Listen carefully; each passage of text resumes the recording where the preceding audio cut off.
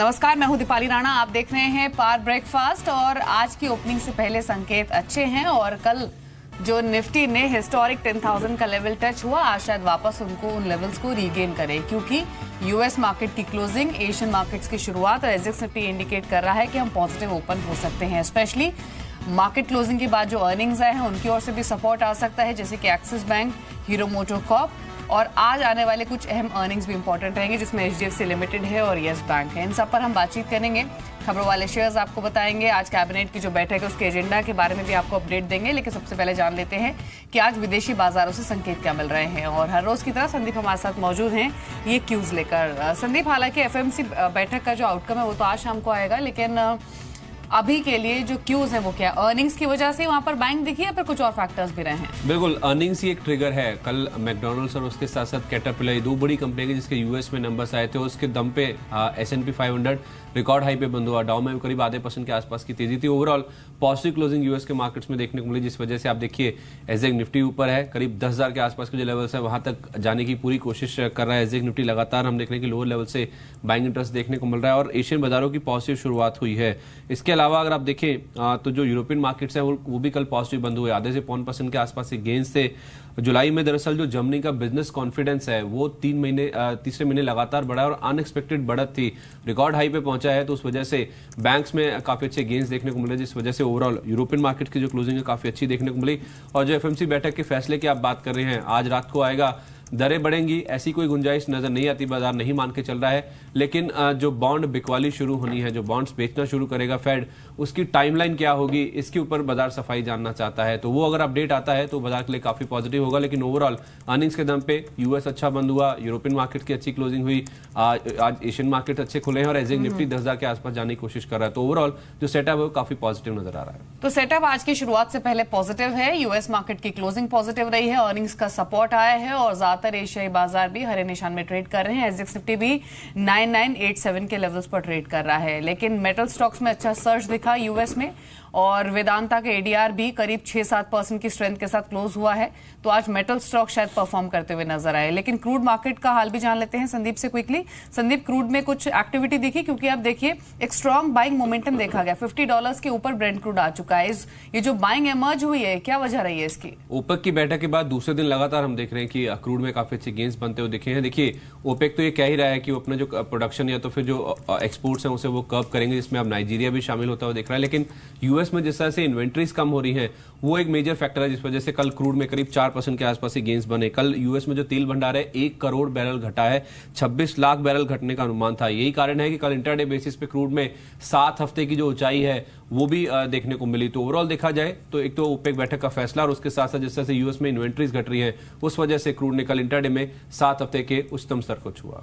ठीक है, तो 7 हफ्तों के उच्चतम स्तरों पर क्रूड प्राइसेस पहुंचे हैं। $50 के ऊपर अभी भी ब्रेंट क्रूड ट्रेड कर रहा है और नायमेक्स क्रूड $48 के ऊपर है। अभी भी 1% की स्ट्रेंथ देखी जा रही है। तो ये लगातार दूसरा सेशन है जब ओपेक बैठक के आउटकम के बाद हमने एक बाइंग मोमेंटम देखा है। लेकिन आज की शुरुआत कैसी हो सकती है, निफ्टी का दायरा क्या रहेगा, वो आपको बता देते हैं। पहले बता देते हैं इंस्टीट्यूशंस की अप्रोच, एफआईएस डीआईएस का रुख क्या रहा है। कल के बाजार में कैश मार्केट में एफआईएस की ओर से फिर से बाइंग आई है, ये अच्छा सेंटीमेंट है। 270 करोड़ की खरीदारी उन्होंने कैश मार्केट में की है। साथ ही डीआईएस ने कल मुनाफा वसूली की है और 209 करोड़ की बिकवाली डीआईएस ने कल के बाजार में की है। आज की शुरुआत से पहले जो इंडिकेशंस है वो पॉजिटिव है, तो ऐसे में एक्सपेक्ट कर सकते हैं कि पॉजिटिव बायस के साथ इंडियन मार्केट्स की शुरुआत हो सकती है।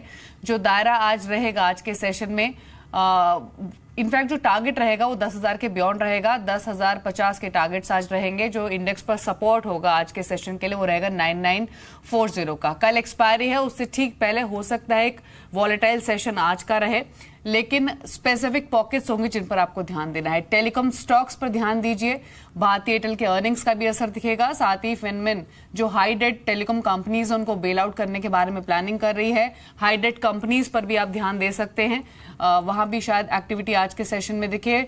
सरकारी बैंक्स और साथ ही अर्निंग्स जिनके आज जारी होंगे, जैसे कि यस बैंक, एचडीएफसी लिमिटेड, उन पर भी फोकस करना होगा। मिहिर भट्ट हमारे साथ मौजूद हैं, एडिटर्स ई बिजनेस, उनका एक आउटलुक ले लेते हैं। Mihir, good morning. कल तो हिस्टोरिक 10,000 लेवल अचीव हुआ और शायद वापस उन लेवल्स को हम रीगेन करें आज, क्योंकि इंटरनेशनल मार्केट से क्यूज काफी अच्छे हैं। एफआईएस की ओर से कल बाइंग भी हुई है और बाजार बंद होने के बाद जो अर्निंग्स आए हैं, स्पेशली एक्सिस बैंक, वो भी एक्सपेक्टेशन से बेटर रहा है। तो क्या पॉजिटिव ओपनिंग की एक्सपेक्टेशंस कर सकते हैं? जी हाँ, मेरे ख्याल से जो ओपनिंग है वो पॉजिटिव हो सकती है, but I would still say कि आज भी देखेंगे अगर मार्केट में तो जो टेक्निकल है that is still be in play. जैसे कल भी अगर आपने देखा हो तो मार्केट ने वो खुला तो था 10,000 के पार ही ओपन हुआ था, लेकिन जो हाई पॉइंट था 10,011 का वही उसका ओपनिंग पॉइंट भी था। तो उसके बाद वो फिर से उन लेवल्स को रिगेन कर नहीं पाया। तो आज ये जरूरी है बुल्स के लिए कि मार्केट 10,000 के ऊपर निकले और थोड़ा टिके वहां पे, और खासकर जो कल का हाई था उसके ऊपर निकले। लेकिन हाँ, ये बात सही है कि जो सेटअप है मार्केट का उसमें अगर बुल्स चाहे तो ये चीज हो सकती है।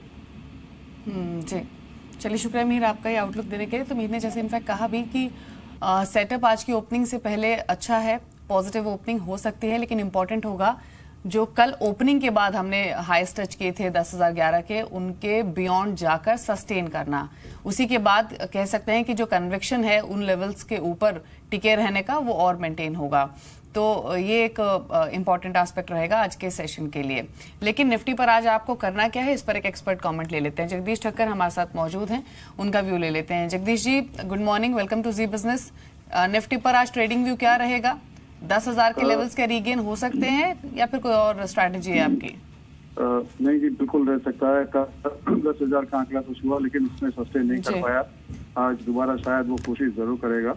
एक यूफोरिया जरूर है, लेकिन मैं एक बार जरूर आपसे कहना चाहूंगा कि जब 8,000 पे निफ्टी था तभी ये चर्चा हो रही थी, 9,000 पे था एक्सक्यूज में, वो भी चर्चा हो रही थी, 10,000 हुआ तो उसकी चर्चा हो रही है कि मार्केट इज ओवरहीटेड। मुझे लगता है कि आज डेफिनेटली वो कोशिश जरूर करेगा 10,000 निफ्टी छूने की। लेकिन मैटर ऑफ प्रिकॉशन, मैंने जो टारगेट निफ्टी में बाय के दिए हैं तो इसे टारगेट ऑफ 9990 और स्टॉप लॉस ऑफ 9925। ठीक है, तो 9990 के टारगेट्स हैं आपके, 9925 का आपको स्टॉप लॉस रेकमेंड कर रहे हैं। अब स्टॉक्स बताइए, आज के लिए दो ट्रेड्स कौन से रहेंगे? दो है, दोनों बाय कॉल है। एक तो वेदांता है VDL with a target of 278 and the stop loss of 270।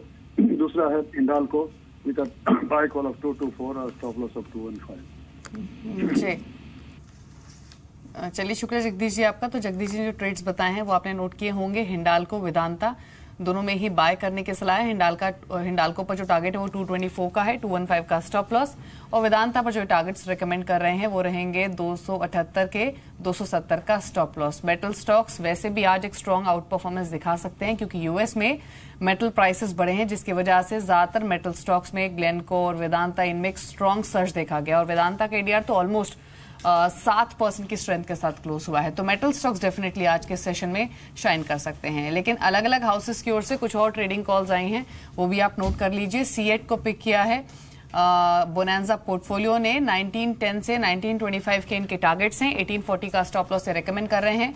साथ ही दूसरी रिकमेंडेशन है बोनांजा पोर्टफोलियो की ओर से अपोलो टायर्स। दोनों ही टायर शेयर्स इनको अच्छे लग रहे हैं। कल टायर स्टॉक्स में स्पेशली मार्केट बंद होने से पहले हमने एक एक्सटेंडेड मूव देखा भी था।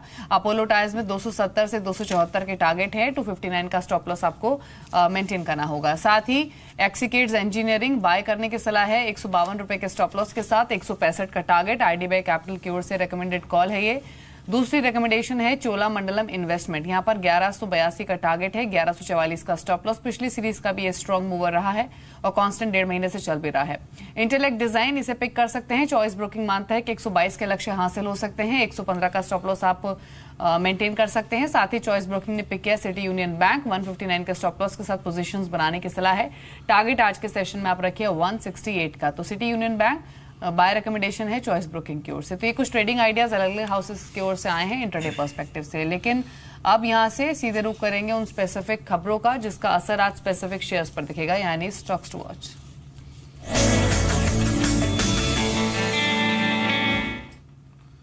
और मेरे दो सहयोगी मौजूद हैं, सुमित हैं और अंचल हैं। और आई एम श्योर सुमित शायद आप रिव्यू करेंगे अर्निंग्स का जो मार्केट बंद होने के बाद आए हैं, और रिव्यू करेंगे। इतनी लंबी लिस्ट की एक आदमी से समझ नहीं रही थी। तो और लेकिन इंपॉर्टेंट ये है कि जो अर्निंग्स मार्केट बंद होने के बाद आए हैं, हीरो मोटोकॉर्प या फिर एक्सिस बैंक या फिर भारती एयरटेल, स्पेशली एक्सिस बैंक और हीरो मोटोकॉर्प, कह सकते हैं क्या प्रोजेक्शन से बेटर है? दोनों अनुमान से बेहतर है। हीरो मोटोकॉर्प के केस में पार्शियल चीज अच्छी है, जैसे कि इनकी बिक्री अपने ऑल टाइम हाई पर है है और ये अनुमान से काफी बेहतर आते हुए दिखाई पड़ी है।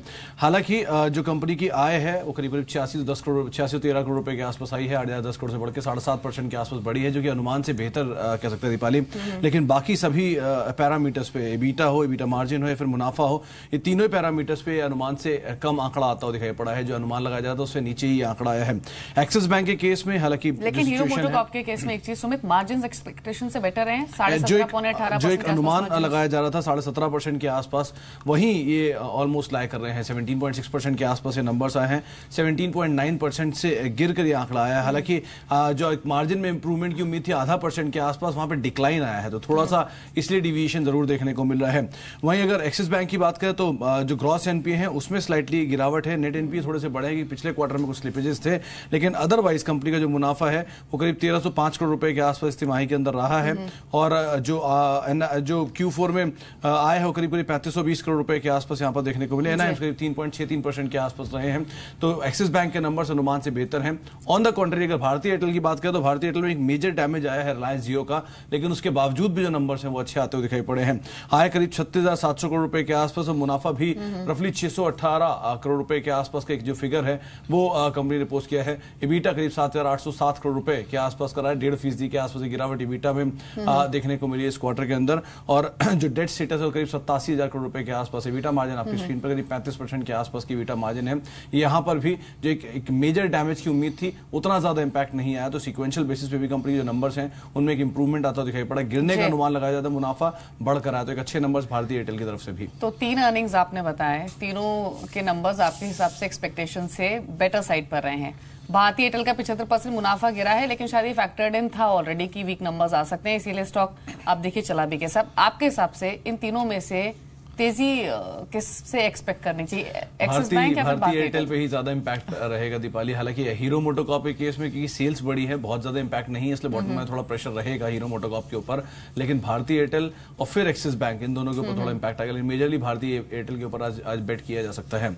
कुछ और अगर खबरों की तरफ रुख करें तो उसमें एनएफएल पे नजर रख सकते हैं, जहां पर सरकार 15% हिस्सेदारी बेचने की बात कर रही है। ओएफएस के जरिए करीब करीब 72 रुपए 80 पैसे के आसपास का दाम तय किया गया है ओएफएस का, जो कि काफी ज्यादा डिस्काउंट पर है। 78 रुपए के आसपास का क्लोजिंग प्राइस है, तो प्रेशर रह सकता है एनएफएल के ऊपर।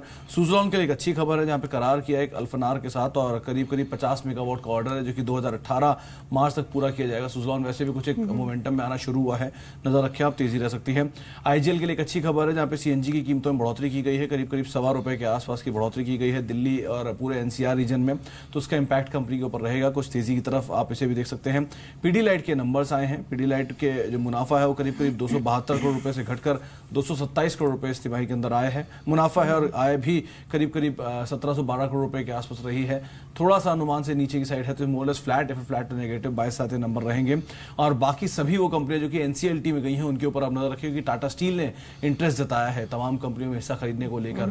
तो अगर ऐसा होता है तो वो कंपनियां जैसे कि भूषण पावर हुआ, भूषण स्टील हुआ, electro steel casting, electro steel वैसे भी मोमेंटम में है ये सभी शेयर, तो इनमें हो सकता है कुछ और तेजी बनते हुए दिखाई पड़े। आज पूरे ही ग्रुप पे या फिर तमाम कंपनियां जो कि एनसीएलटी में है उन पे आप नजर रख सकते हैं। जी, इनफैक्ट जो आखिर में सुमित ने खबर बताई ये बहुत इंपॉर्टेंट है। ऑलरेडी हमने हाई डेट कंपनीज में काफी बाइंग इंटरेस्ट देखा है ट्रेडर्स का, और क्योंकि ये खबर पॉजिटिव है इन कंपनीज के लिए जो टाटा स्टील के पर्सपेक्टिव से आई है, तो हो सकता है आज एक्शन में रहे। लेकिन सुमित ने खबरों वाले शेयर्स बताए, साथ ही आपको बताया कि एक्सिस बैंक, हीरो मोटोकॉर्प और भारतीय एयरटेल के नंबर्स कैसे रहे हैं। एक्सपेक्टेशन से बेटर साइड पर ये नंबर्स आते हुए दिखे हैं।